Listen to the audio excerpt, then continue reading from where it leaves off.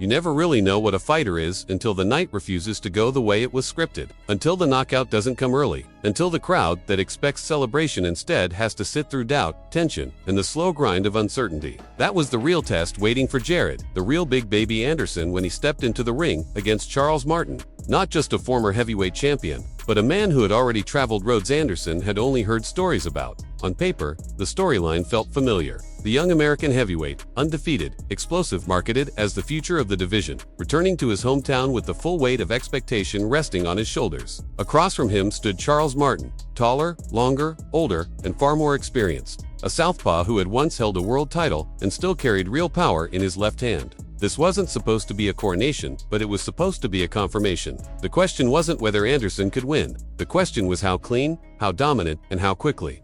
From the opening bell, however, it became clear that this fight would not rush to satisfy anyone's expectations. There was no wild exchange, no reckless charge. Instead, the first round unfolded like a chess match played with fists. Southpaw versus orthodox. Lead hands fencing for control, both men probing, testing, measuring. Martin's intentions were obvious early. The straight left hand down the middle was his power shot, the one punch that had defined his career, and he wanted Anderson to know it was there. Anderson, to his credit, didn't bite. He respected the danger, stayed compact, and began doing something subtle but important, taking away Martin's jab. The pressure Anderson applied wasn't loud or dramatic. It was quiet, patient, almost educational. He stepped forward just enough to make Martin work, just enough to demand decisions. When Martin went to the body, clearly intent on testing a young fighter who had never been deep into the later rounds, Anderson absorbed it without panic. When Martin tried to set up the second left hand, Anderson disrupted him with positioning, with timing, with quick counters that reminded everyone why he was so highly regarded.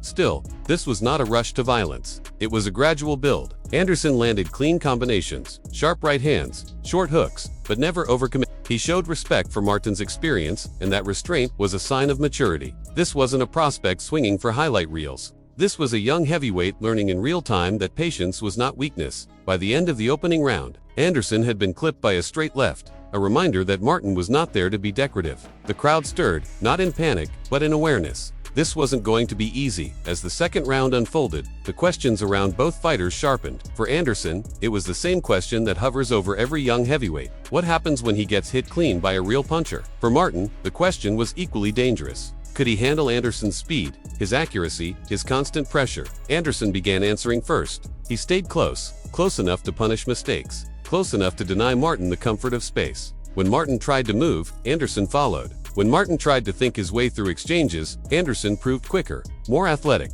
and more adaptable. A right hand sent Martin reeling, forcing him to hold on. And suddenly, the former champion looked uncomfortable. Martin's movement, which was meant to be his safety net, began to betray him. He wasn't planting his feet, and without that foundation, his punches lacked authority. Anderson, on the other hand, looked composed. He wasn't chasing the knockout. He was breaking Martin down piece by piece. By the time the third round arrived, the fight's rhythm had been established. Anderson was dictating the pace, slipping shots, countering in between punches, and forcing Martin to react rather than initiate. When Anderson dropped Martin with the right hand, it felt like the moment everyone had been waiting for. Not a wild knockdown, but a clean, controlled shot that spoke to timing and precision. Martin complained about tangled feet, but the message was already delivered. Anderson had power, and he could land it without exposing himself.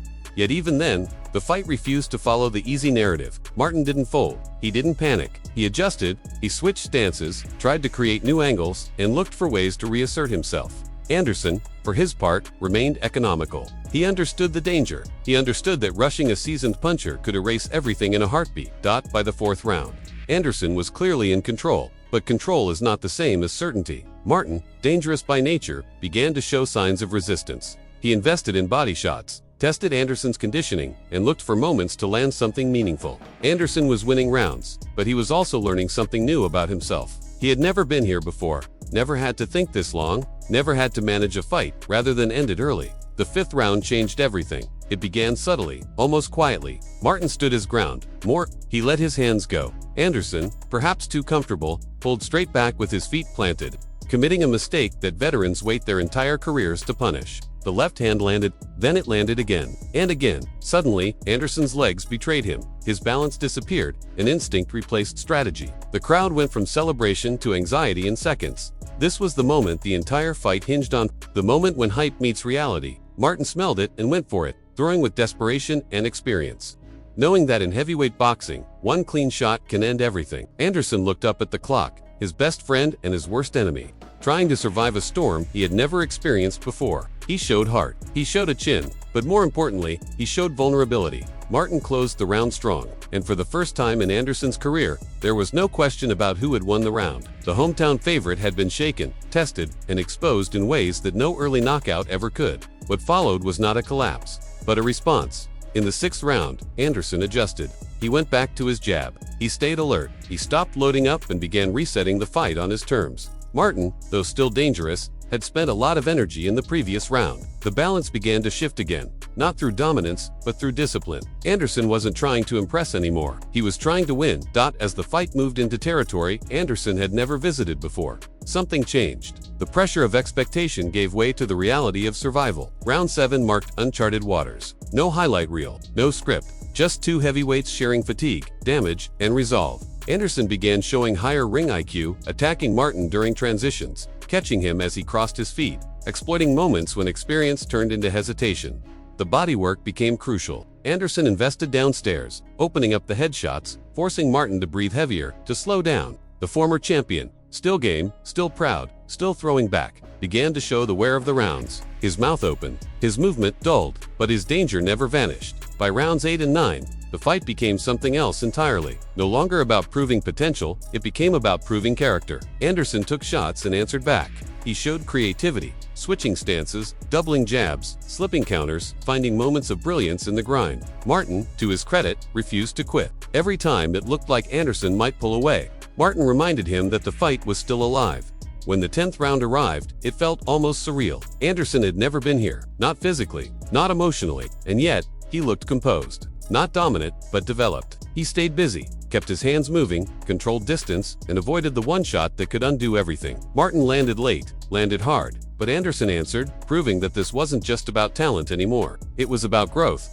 When the final bell rang, there was no knockout celebration, no eruption of instant glory. Instead, there was something quieter, something heavier, relief, respect, understanding. The judges' scorecards reflected what the fight had become. A clear decision win for Jared Anderson, but one earned through adversity rather than ease. He retained his titles, remained undefeated, and left the ring still positioned as a future contender. But more importantly, he left with something no early knockout could give him. Experience. That this wasn't just a win. It was a lesson. A reminder that greatness is not built in the absence of danger, but in the willingness to endure it. Charles Martin didn't just test Jared Anderson's skills. He tested his resolve, his adaptability, his composure under fire. And while Anderson stumbled, he didn't fall. While he was hurt, he didn't break. In heavyweight boxing, nights like this shape careers more than highlight reels ever will. Anderson didn't just win a fight. He learned who he is when the lights stay on longer than expected. And now the real questions begin.